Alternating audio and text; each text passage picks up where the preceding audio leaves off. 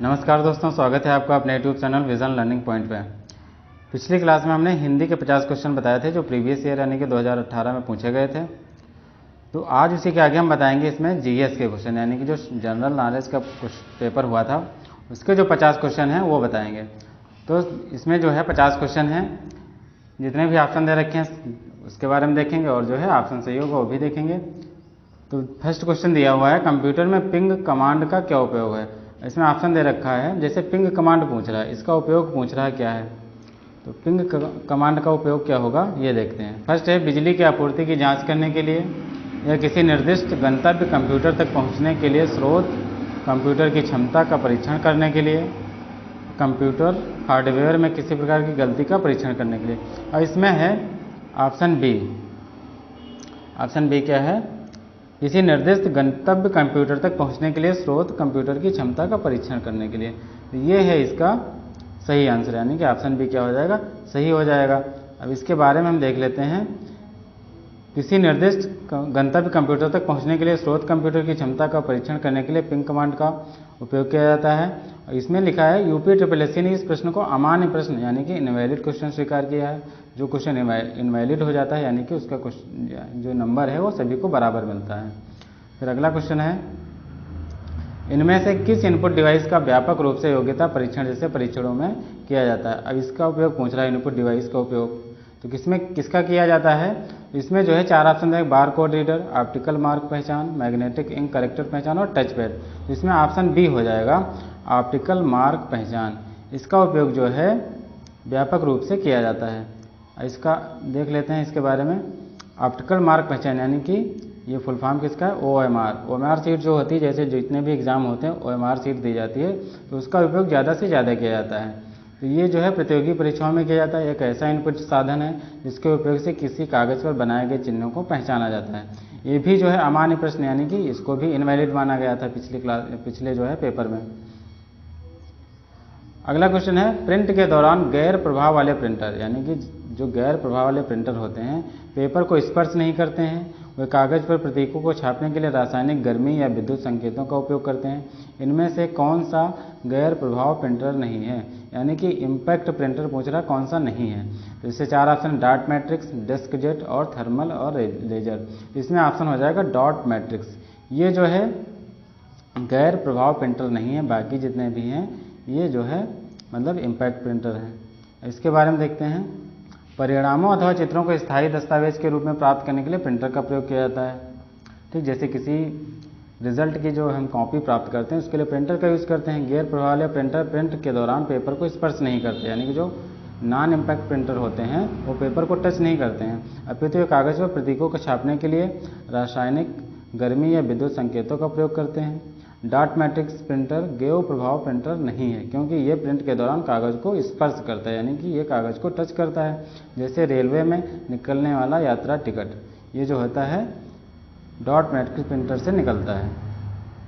अब अगला है, कौन सा उपकरण किसी छवि को डिजिटलीकृत करके टेलीफोन लाइन पर चित्र और टेक्स्ट भेज या प्राप्त कर सकता है। इसमें ऑप्शन है प्लॉटर, फिर है फैक्स मशीन, सी है साउंड कार्ड, डी है मॉनिटर।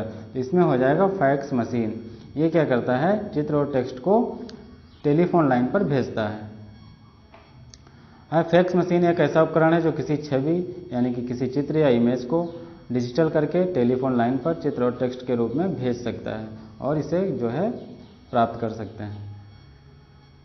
फिर इनमें से क्या उत्तर प्रदेश में नहीं। अब इसमें 4 ऑप्शन दे रखे हैं, पूछ रहा उत्तर प्रदेश में क्या नहीं है। विश्वनाथ मंदिर, फिर है अस्सी घाट, आगरा का किला, विक्टोरिया मेमोरियल। और यहाँ देखिए विश्वनाथ मंदिर ये भी है उत्तर प्रदेश में, क्योंकि ये काशी में, अस्सी घाट भी वाराणसी में है, आगरा का किला ये भी जो है आगरा में है। तो विक्टोरिया मेमोरियल ये कहाँ है, ये जो है हमारा कहाँ हो जाएगा, पश्चिम बंगाल यानी कि वेस्ट बंगाल में है। तो ऑप्शन डी क्या हो जाएगा, सही हो जाएगा इसमें। फिर अगला क्वेश्चन है, इनमें से कौन सा स्थान धातु की कला, रंगीन तामचीनी और जटिल नक्काशी के लिए प्रसिद्ध है, यानी कि नक्काशी कहाँ की प्रसिद्ध है ये पूछ रहा है। तो नक्काशी इसमें जो है लखनऊ, वाराणसी या मुरादाबाद या खुर्जा। तो ऑप्शन सी हो जाएगी, यानी कि उत्तर प्रदेश में मुरादाबाद जो है नक्काशी के लिए प्रसिद्ध है। इसमें देख लेते हैं, उत्तर प्रदेश स्थित मुरादाबाद जिला धातु कला यानी कि जो धातु पे कला बनाई जाती है, से मूर्तियाँ, रंगीन तामचीनी, जटिल नक्काशी के लिए प्रसिद्ध है। लखनऊ जरी और चिकन के लिए प्रसिद्ध है। खुर्जा चीनी के बर्तन यानी जो चीनी मिट्टी के बर्तन होते हैं। वाराणसी डीजल इंजन कारखाने और गलीचा निर्माण के लिए प्रसिद्ध है। तो ये जो है आप लोग याद रखेंगे कि एक जिला एक उत्पाद से कई सारे क्वेश्चन पूछे जाते हैं, तो एक जिला एक उत्पाद जो है आप लोग पढ़ लेंगे। फिर जनगणना 2011 के अनुसार उत्तर प्रदेश की आबादी क्या है। अब 2011 के अनुसार पूछ रहा है, क्योंकि नए आंकड़े आए नहीं थे उस टाइम भी, अभी भी नहीं आए हैं। तो अभी अगर क्वेश्चन पूछा जाएगा 2011 के अनुसार ही पूछा जाएगा, क्योंकि नए आंकड़े आए नहीं हैं। तो इसमें दे रखा है लगभग 200 मिलियन, लगभग 400 मिलियन, या लगभग 100 मिलियन, या लगभग 2.5 मिलियन। तो इसमें ऑप्शन ए हो जाएगा 200 मिलियन, यानी कि लगभग 20 करोड़ जनसंख्या उत्तर प्रदेश की 2011 के अनुसार थी। फिर है 15वीं जनगणना, यानी कि जो जनगणना हुई थी 2011 में वो 15वीं थी। ये भी याद रखेंगे, क्योंकि अगर क्रम पूछ लेगा कौन से क्रम की जनगणना थी, तो 15वीं क्रम की थी। ठीक, उत्तर प्रदेश की कुल जनसंख्या लगभग 200 मिलियन थी। अब इसमें जो है आंकड़ा मतलब करेक्ट आंकड़ा पूछा जाए तो 19,98,12,321 थी, जो कुल जनसंख्या के 16.5% भाग का प्रतिनिधित्व करती है। यानी कि जो भारत की कुल जनसंख्या है उसका 16.5% भाग कहाँ रहता है, उत्तर प्रदेश में रहता है। 15वीं जनगणना 2011 का ध्येय वाक्य, अगर ध्येय वाक्य पूछ ले, यानी कि कौन सा ध्येय वाक्य था, मोटो क्या था, तो हमारी जनसंख्या हमारा भविष्य, ये 2011 का ध्येय वाक्य हो जाएगा। अब अगला क्वेश्चन है, निम्नलिखित पंक्तियों में उत्तर प्रदेश के किस लोक नृत्य में बारे में बात की जा रही है। यानी कि जो ये पैराग्राफ दिया है इसमें कौन सा लोक नृत्य के बारे में बात की जा रही है।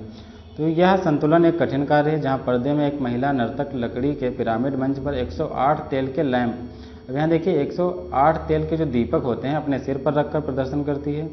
गीत मुख्य रूप से इस क्षेत्र में पैदा हुए भगवान श्री कृष्ण की प्रशंसा और सम्मान के लिए लिखे गए हैं। तो ये बताने, यानी कि जिसमें जो है महिला क्या करती है, 108 दीपक अपने सर पे रख करके नृत्य करती है। तो ये कौन सा हो जाएगा ये बताना है। तो इसमें हो जाएगा ऑप्शन ए चरकुला नृत्य, यानी कि जो चरकुला नृत्य है इसमें 108 तेल के दीपक अपने सर पे डांस रख कर डांस किया जाता है। तो ये हो जाएगा। फिर है ये किस क्षेत्र में अगर पूछा जाए तो ब्रज क्षेत्र में, यानी कि मथुरा जिले के ब्रज क्षेत्र का उत्सव है। और स्त्री और पुरुष, स्त्री रूप, जैसे जो स्त्री और पुरुष होते हैं, पुरुष भी क्या करते हैं, स्त्री रूप धारण कर लेते हैं इसमें। फिर है इनमें से कौन सी मुख्य एजेंसियों में एक नहीं है। अब उत्तर प्रदेश में भारी मात्रा में अनाज भंडारण में शामिल है। अब उत्तर प्रदेश में कौन सी ऐसी एजेंसी नहीं है जो अनाज को भंडारण करती है, तो शामिल नहीं, वो पूछ रहा है इसमें। तो हो जाएगा ऑप्शन डी एफडीआई। तो एफडीआई जो है मतलब अनाज भंडारण में शामिल नहीं है। बाकी जो एफसीआई, एसडब्ल्यूसी और सीडब्ल्यूसी हैं, ये ऐसी एजेंसियां हैं जो उत्तर प्रदेश में अनाज का भंडारण में शामिल हैं। फिर है FCI food corporation of India, SWC का फुल फॉर्म देख लीजिए स्टेट वायर हाउसिंग कॉरपोरेशन, और सीडब्ल्यूसी का हो जाएगा स्टेट वेयर हाउसिंग कॉरपोरेशन। तो ये एजेंसियां जो उत्तर प्रदेश में भारी मात्रा में अनाज भंडारण में शामिल हैं। एफडीआई क्या है, फॉरेन डायरेक्ट इन्वेस्टमेंट, यानी कि जो फॉरेन में डायरेक्ट इन्वेस्टमेंट होता है उससे जुड़ी हुई कंपनी है। तो ये जो है प्रत्यक्ष विदेशी निवेश, मतलब जो है देश, एक देश की कंपनी का दूसरे देश में निवेश किया जाता है, तो ये कंपनी जो है एफडीआई है। तो दो प्रकार के निवेश होते हैं। अगर निवेश के बारे में पूछ लेगा तो ग्रीनफील्ड निवेश होता है और पोर्टफोलियो निवेश होता है। तो ये भी आप लोग याद रखेंगे। अब आगे है, निम्नलिखित में से कौन सा विकल्प उत्तर प्रदेश की महत्वपूर्ण अनाज फसलों के नाम का उल्लेख करता है। यानी कि जो उत्तर प्रदेश में प्रमुख फसलें पाई जाती हैं कौन कौन सी हैं उसके बारे में पूछ रहा है। तो इसमें 4 ऑप्शन दे रखे हैं, तो इसमें ऑप्शन बी सही हो जाएगा। चावल, गेहूं, बाजरा, जौ और मक्का, ये जो है उत्तर प्रदेश की मुख्य फसलें हैं। तो यहाँ पे देख लेंगे उत्तर प्रदेश की मुख्य फसलें। अब खाद्यान्न उत्पादन की दृष्टि से उत्तर प्रदेश देश में प्रथम स्थान पर, यानी कि उत्तर प्रदेश में जितना भी अनाज होता है अन्य राज्यों की तुलना में सबसे ज़्यादा होता है, तो ये प्रथम स्थान पर है। गेहूं, गन्ना तथा आलू उत्पादन में उत्तर प्रदेश प्रथम स्थान पर है। 2011 के आंकड़ों के अनुसार उत्तर प्रदेश राज्य के कुल कर्मकारों में कृषि कर्मकारों का योगदान 59.3% है। यानी कृषि से जो जुड़े कर्मकार हैं, काम करते हैं, उसमें 60% जो लोग हैं वो खेती से जुड़े हुए हैं।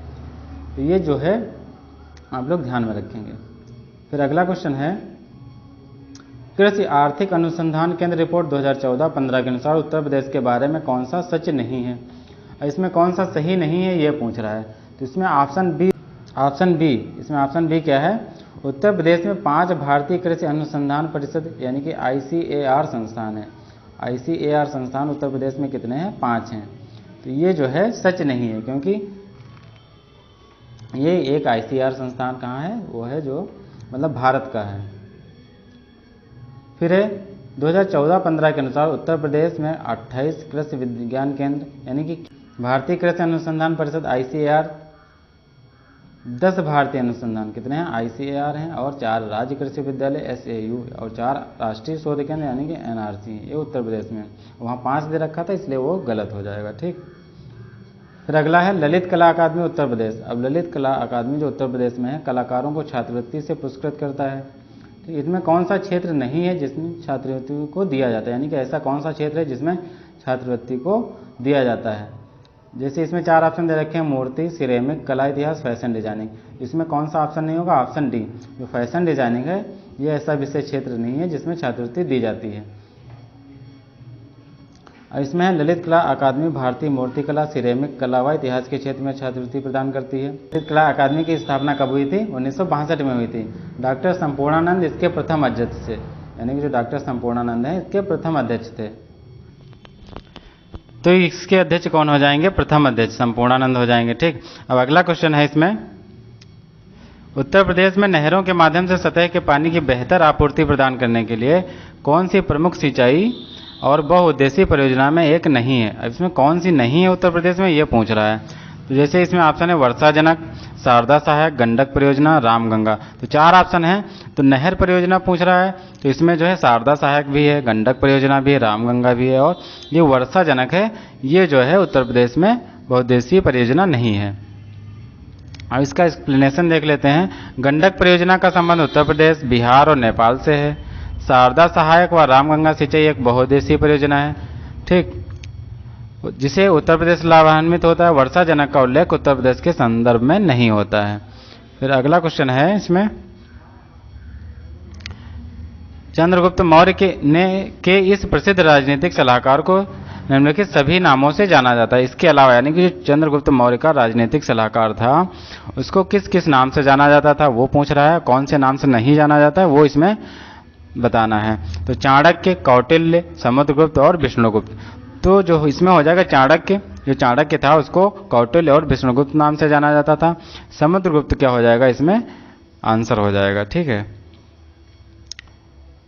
कौटिल्य अथवा चाणक्य अथवा विष्णुगुप्त, यानी जो कौटिल्य थे उनके 3 नाम थे, उनको चाणक्य भी कहते थे, विष्णुगुप्त भी कहते थे, ये राजनीतिज्ञ थे, और चंद्रगुप्त मौर्य के महामंत्री के रूप में प्रसिद्ध थे।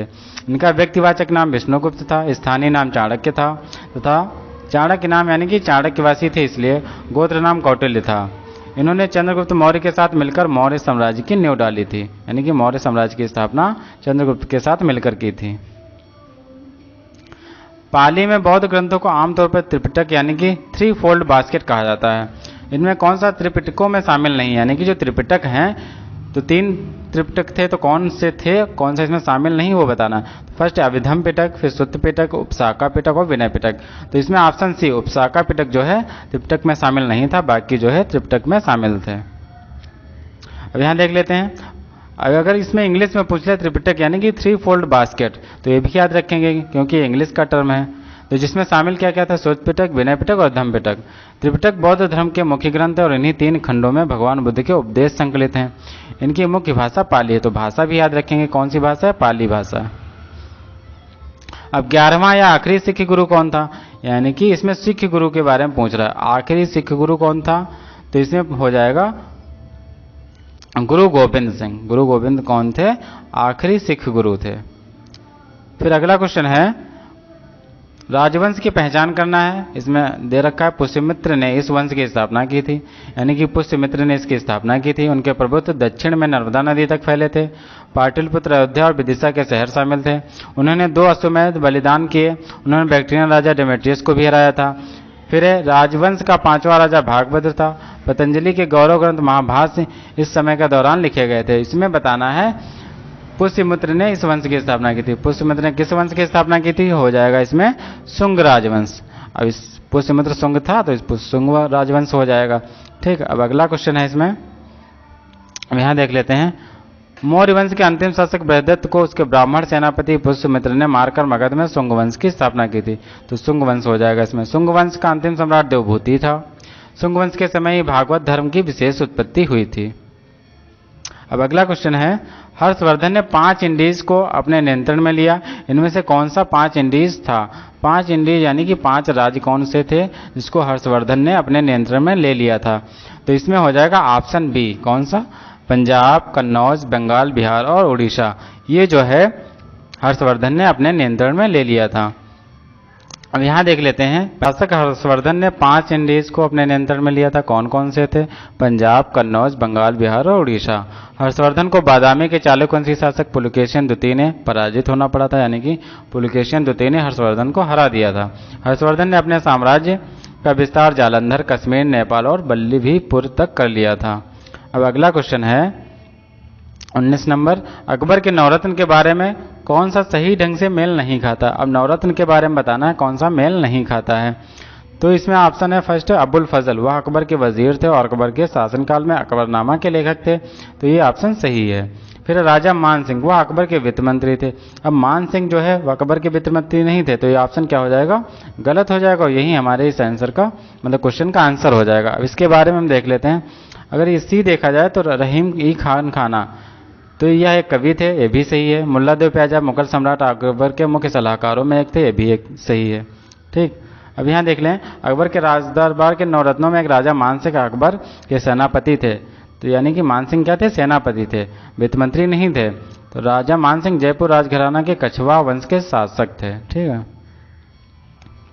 अब 20 नंबर है, कौन सा टेक्टोनिक प्लेट के मूवमेंट या शिफ्ट के कारण होता है जहां ये टेक्टोनिक प्लेट मिलते हैं? क्या होता है? यानी कि टेक्टोनिक प्लेट जब मूवमेंट करते हैं तो क्या होता है? तो इसमें क्या होता है? भूकंप आता है, यानी कि भूकंप होगा। अब यहाँ देखिए, भूकंप आने का मूलभूत कारण टेक्टोनिक प्लेटों का संचलन, यानी कि इसमें जब मूवमेंट होता है तो भूकंप आता है। ये भौगोलिक परिघटना सर्वाधिक उस स्थान पर घटित होती है जहाँ टेक्टोनिक प्लेट आपस में मिलते हैं। जब आपस में मिलते हैं तो मूवमेंट होता है। भारतीय उपमहाद्वीप का उत्तर पश्चिम प्रदेश भूकंप ग्रहणशील है, जिसका क्या हो जाएगा? कारण प्लेटों के सीमांत पर इसकी अवस्थिति है। ठीक है। अब अगला क्वेश्चन है, दुनिया को समय क्षेत्रों में बांटा गया है, समय क्षेत्र की कुल संख्या क्या है? अब यहाँ पे कुल संख्या पूछ रहा है, तो कुल संख्या कितनी हो जाएगी? 24, यानी कि टाइम जोन पूछ रहा है, तो टाइम जोन कितने हो जाएंगे? टाइम जोन कितने हैं? 24 हो जाएंगे। ठीक है। अब पूरी दुनिया को 24 समय क्षेत्रों में बांटा गया है। भारत में केवल एक समय क्षेत्र है। वर्तमान में सर्वाधिक समय क्षेत्र अगर पूछ लिया है तो कहाँ पे? फ्रांस में है। ठीक है। फिर है भारत का मानक समय। अब मानक समय पूछ रहा है, मेरिडियन पूछ रहा है, तो मेरिडियन क्या हो जाएगा इसमें? ऑप्शन ए 82.5 डिग्री ईस्ट देशांतर। अब यहाँ पे ईस्ट याद रखेंगे, और मतलब कुछ और ऑप्शन में अगर दिया होगा तो गलत हो जाएगा, तो ईस्ट याद रखेंगे। ठीक है। फिर अगला क्वेश्चन मतलब इसका एक्सप्लेन देख लेते हैं। भारत का मानक समय 82.5 डिग्री ईस्ट पूर्वी देशांतर है, जो उत्तर प्रदेश के नैनी, अब कहाँ से गुजरता है अगर ये पूछ लेगा तो नैनी इलाहाबाद, यानी कि जो प्रयागराज है वहाँ से गुजरता है। मानक समय रेखा भारत के 5 राज्यों उत्तर प्रदेश, मध्य प्रदेश, छत्तीसगढ़, ओडिशा व आंध्र प्रदेश से गुजरती है। अगर राज्य पूछ लेगा तो उत्तर प्रदेश, मध्य प्रदेश, छत्तीसगढ़, ओडिशा और आंध्र प्रदेश हो जाएगा। ठीक है। अब अगला क्वेश्चन है, इनमें से कौन सा महान हिमालय हिमाद्री में पर्वत शिखर नहीं है? अब पर्वत शिखर नहीं है किसमें? हिमालय हिमाद्री में, ये पूछ रहा है, तो इसमें हो जाएगा option C mount Nag Tibba. बाकी जो है कंचनजंगा, मकालू, नंदा देवी, ये जो है हिमाद्री में है, माउंट नाग टिब्बा इसमें नहीं है। तो यहाँ है माउंट कंचनजंगा, मकालू, माउंट नंदा देवी महान हिमालय हिमाद्री के पर्वत शिखर हैं। इसके अन्य प्रमुख पर्वतों में माउंट एवरेस्ट, धौलागिरी, मंसालू, नंगा पर्वत, अन्नपूर्णा है। इस श्रेणी में बहुत कम दर्रे हैं, यानी कि जो श्रेणी है हिमाद्री वाली, इसमें बहुत कम दर है, जो सामान्यतः 2500 मीटर से अधिक ऊंचे होने के कारण वर्ष यहाँ क्या है? वर्ष के अधिकांश समय आच्छादित रहते हैं। अगला, इसमें से कौन सी भारतीय क्षेत्र में एक खाड़ी नहीं है? भारतीय क्षेत्र की खाड़ी पूछ रहा है, कौन सी नहीं है? तो कच्छ की खाड़ी भी है, खंबात की भी खाड़ी है, मन्नार की भी खाड़ी है, तो अकाबा की खाड़ी, ये जो है भारतीय क्षेत्र की खाड़ी नहीं है। तो इसमें भी अकाबा की खाड़ी लाल सागर के उत्तरी भाग में सिनाई प्रायद्वीप पूर्व तथा अरब की मुख्य भूमि के पश्चिम में स्थित है। अकाबा खाड़ी के किनारे मिस्र, इजराइल, जॉर्डन व सऊदी अरब देश स्थित हैं। तो अगर ये भी पूछा जाए अकाबा खाड़ी के कौन कौन से देश हैं किनारे में, तो मिस्र, इजराइल और जॉर्डन हो जाएंगे। फिर अगला, इनमें से कौन सा यूरोपीय देश है? अब यूरोप का देश पेश रहा है, यानी कि जो यूरोप कॉन्टिनेंट में पड़ता है, तो यूरोपीय देश हो जाएगा बुल्गारिया। बुल्गारिया जो है यूरोपीय देश है। तो बुल्गारिया यूरोप महाद्वीप का एक देश है। इसकी राजधानी सोफिया है, अगर इसकी राजधानी पूछ लेगा तो सोफिया हो जाएगा। इसके पूर्व में काला सागर है और बुल्गारिया लेव इसकी आधिकारिक मुद्रा है। ये जो है मुद्रा के भी नाम इसमें दे रखा है।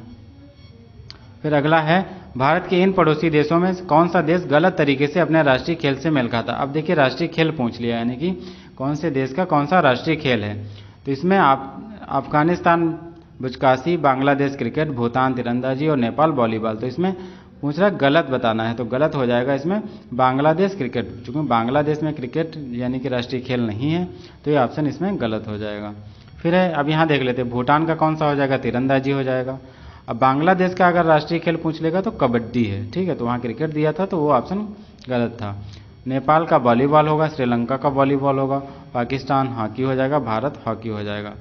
ठीक, अब अगला है इसमें बारिश की छायाएं तब बनाई जाती हैं जब हवाएं नमी को ऊपर उठाने के लिए तेज़ी से बढ़ती हैं, जहां हवा ठंडी होती है और बारिश या बर्फ़ के रूप में अपनी नमी को वेग से नीचे गिराने के लिए संघनित होती है। इसमें कौन सा वर्षा छाया प्रभाव नहीं बनता है, कौन सा वर्षा छाया प्रभाव नहीं बनता है, तो इसमें हो जाएगा भूमध्य सागर के तटीय क्षेत्र, ये वर्षा छाया प्रभाव नहीं बनता है।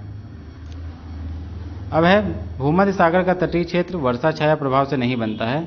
ध्यातव्य कि पूर्वी भूमध्य सागरीय क्षेत्र में तुर्की से टारस पर्वतीय क्षेत्र में वर्षा छाया प्रभाव का निर्माण होता है। अब है 28 नंबर, भारतीय संविधान के किस संशोधन अधिनियम के मतदान में उम्र 21 से घटाकर 18 वर्ष कर दी गई। अब यहाँ पे देखिए उम्र पूछ रहा है, यानी कौन सा ऐसा संविधान संशोधन था जिसमें उम्र यानी वोट डालने की जो उम्र थी वो 21 से घटाकर 18 वर्ष कर दी गई। तो इसमें हो जाएगा 1989 का 61वां संविधान संशोधन, ये जो है उम्र घटाकर 21 से 18 इसमें कर दी गई थी।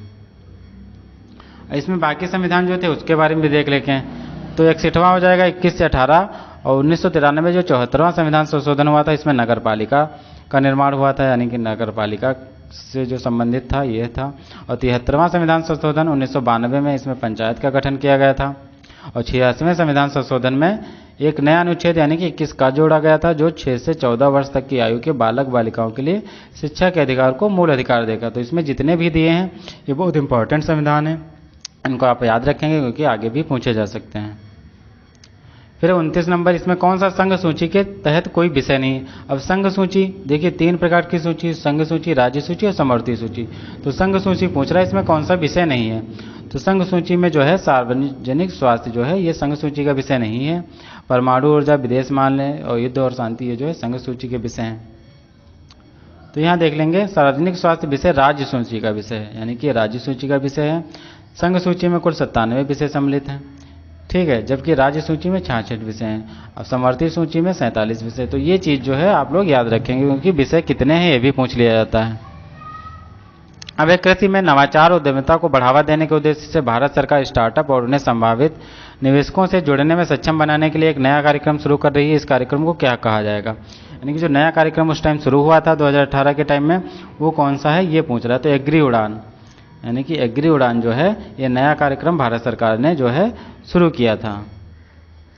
अब यहाँ देख लेते हैं, यानी कि ये कार्यक्रम जो था कृषि को में नवाचार और उद्यमिता को बढ़ावा देने के उद्देश्य से शुरू किया गया था।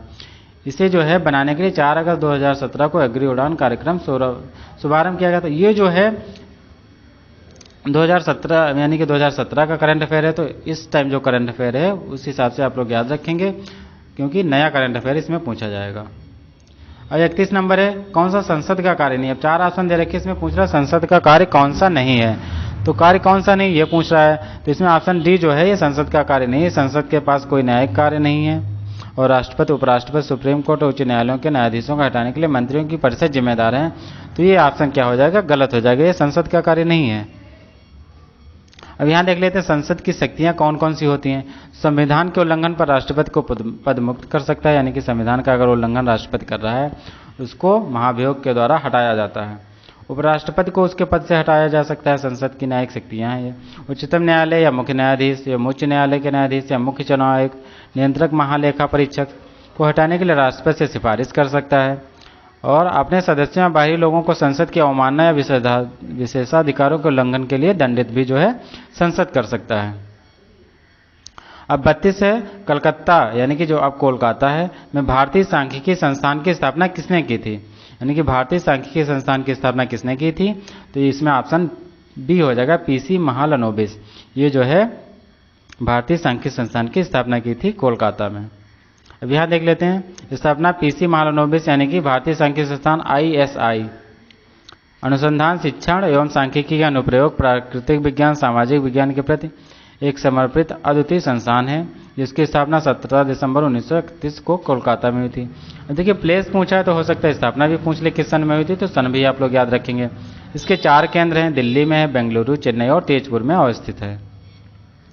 अगला क्वेश्चन है प्राथमिक क्षेत्र में श्रमिक एवं एक वर्ष में ज़्यादातर समय बेरोजगार रहते हैं, इसलिए यदि इसमें से कुछ श्रमिक प्राथमिक क्षेत्र से अन्य क्षेत्रों में स्थानांतरित किए जाते हैं तो कुल प्राथमिक उत्पादन में कोई बदलाव नहीं होगा। इस प्रकार की बेरोजगारी को क्या जाना जाता है?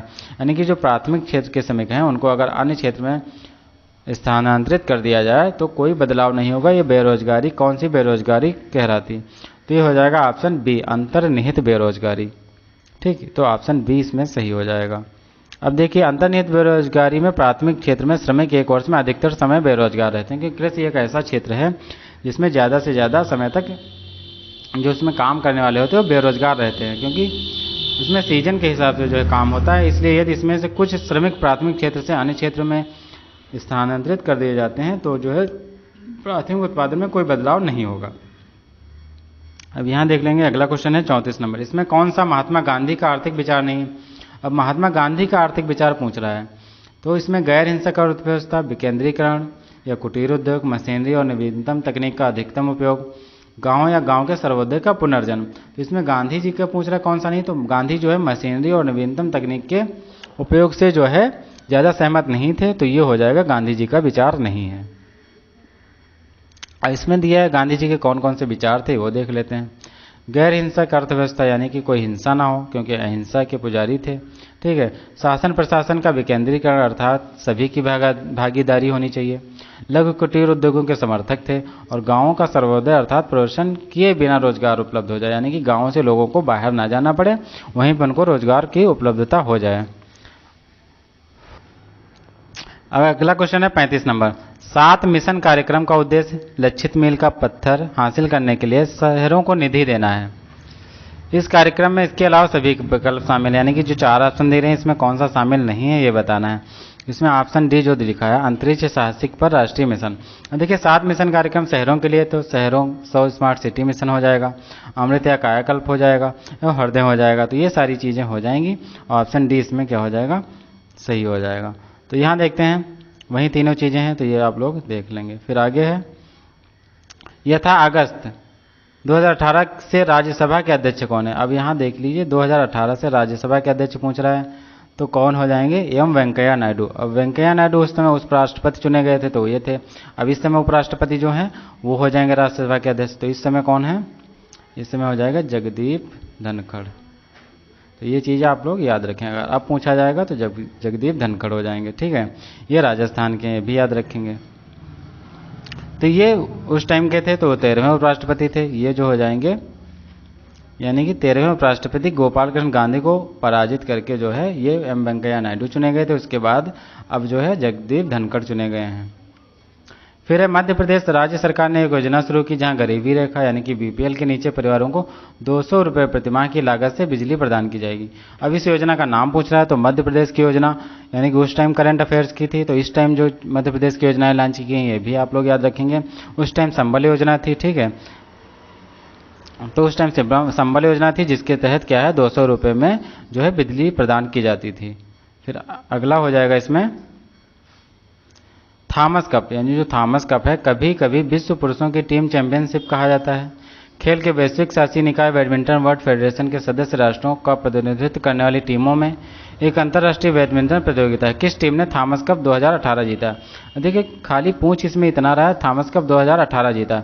इतना लंबा जो है इसमें डिटेल दे रखा है, तो इसमें खाली कौन विजेता था 2018 में ये पूछ रहा है, तो इसमें हो जाएगा चाइना। 2018 में विजेता कौन था? चाइना हो जाएगा। अगर इस टाइम पूछा जाएगा यानी कि 2022 का कौन विजेता हो जाएगा, तो भारत हो जाएगा। इंडोनेशिया को हरा करके कौन जीता है? तो भारत जीता है। फिर थॉमस कप का आयोजन थाईलैंड में हुआ था। चीन के मतलब ये पुराना है तो इसको आप ज़्यादा पढ़ने की ज़रूरत नहीं। अब आगे देख लेते हैं नीचे कुछ महत्वपूर्ण घटनाएं और तिथियां जिन्हें 2018 में मनाया गया था। कौन सा सही मिलान नहीं है? मिलान कौन सा सही नहीं है बताना है। विश्व रेड क्रॉस दिवस 8 मार्च को मनाया जाता है। गोवा क्रांति दिवस 18 जून को मनाया जाता है। तो इसमें ऑप्शन ए जो रेड क्रॉस दिवस है 8 मार्च को जो है नहीं मनाया जाता, ये 8 मई को मनाया जाता है। ये चीज़ जो है आप लोग याद रखेंगे, अगर रेड क्रॉस दिवस पूछा जाएगा तो 8 मई को मनाया जाता है। 8 मार्च को क्या मनाया जाता है, तो अंतर्राष्ट्रीय महिला दिवस मनाया जाता है। फिर 40 नंबर, केंद्रीय बजट 2018 में वित्त मंत्री अरुण जेटली ने जनजातीय समुदाय के बच्चों को शिक्षित करने के लिए इस योजना की घोषणा की थी। कौन सी योजना थी जो जनजातीय समुदाय के बच्चों को शिक्षित करने के लिए थी?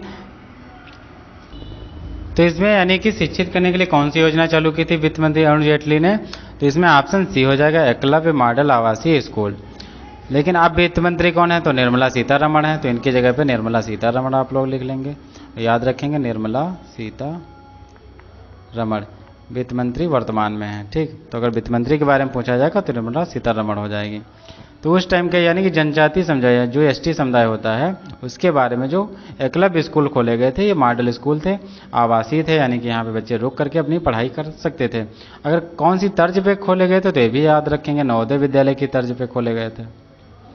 अब अगला है, भारत दुनिया में सबसे बड़ा फल उत्पादक है। अब भारत में जो फल उत्पादन है मतलब क्रम पूछ रहा है, तो क्रम दूसरा है कि तीसरा या चौथा या पांचवा, तो इसमें हो जाएगा दूसरा, यानी कि भारत जो है दुनिया में दूसरा सबसे बड़ा फल उत्पादक है।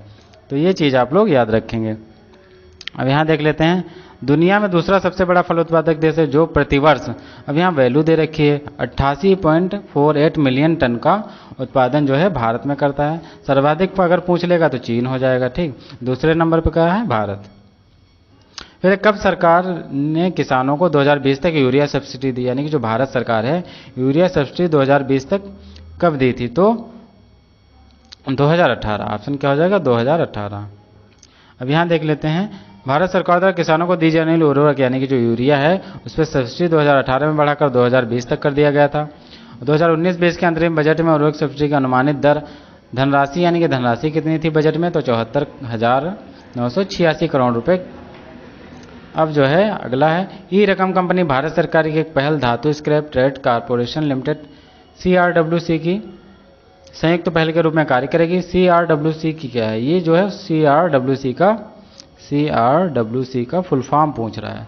CRWC का फुल फॉर्म क्या हो जाएगा, सेंट्रल क्या हो जाएगा, central real site warehouse company limited. तो इसको आप लोग याद रखेंगे, रियल साइट कंपनी लिमिटेड हो जाएगा। ठीक है, तो फुल फॉर्म भी पूछ लेता है तो इसलिए आप लोग फुल फॉर्म भी याद रखेंगे अच्छे से। तो ये फुल फॉर्म है, आप लोग याद रखेंगे। फिर अगला क्वेश्चन है, ICAR यानी कि जो ICAR है, ठीक, रैंकिंग के अनुसार 2016-17 में भारत में कृषि विश्वविद्यालय की सूची में कौन सा कृषि संस्थान शीर्ष पर है।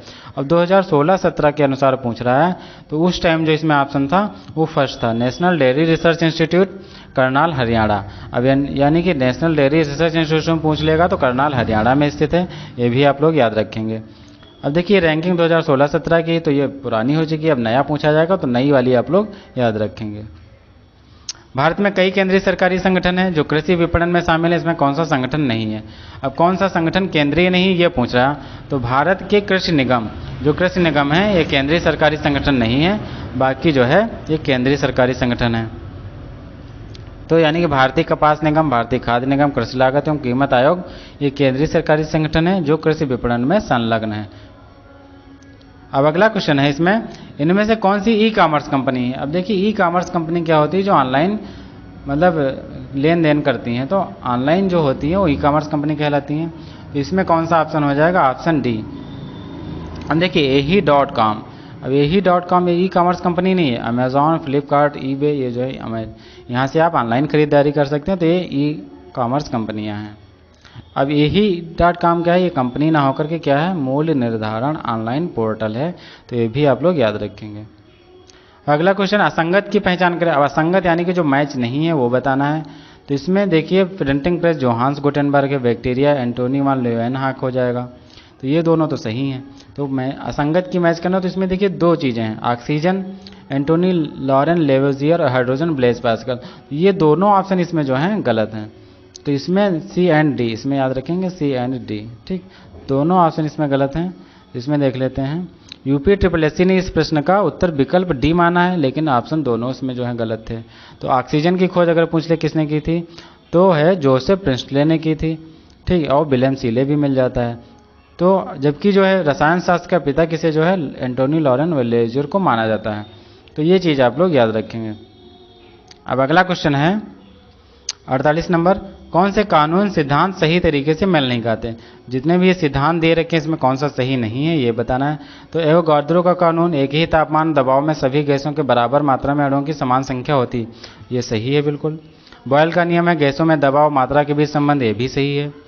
फिर अगला है संक्रमण सिद्धांत, व्यक्ति से व्यक्ति में संचारित होने वाली जीवित एजेंट के कारण होने वाली संक्रामक बीमारियां, ये भी सही है। तो ऑप्शन डी इसमें हो जाएगा हुंड का नियम। परमाणु में कोई भी 2 इलेक्ट्रॉन एक ही ऊर्जा स्तर पर नहीं रख सकते हैं, ये जो है हुंड का नियम इस सिद्धांत के अनुसार मेल नहीं खाता है।